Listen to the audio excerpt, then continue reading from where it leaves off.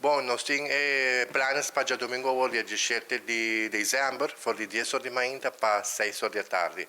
Não pode ser comestível aqui na nossa localidade nova, na Fundação Dominicana, Juan Pablo Duarte, Newstrat 34D.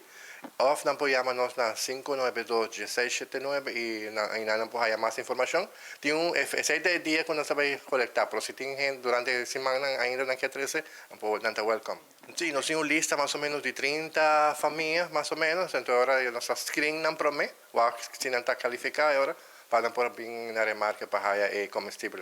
Não, não está várias, tem dominicano, rubiano, colombiano e de diferentes outras nacionalidades. Comestível nós pedimos arroz, comida de bleque, spaghetti, pasta, tudo isso.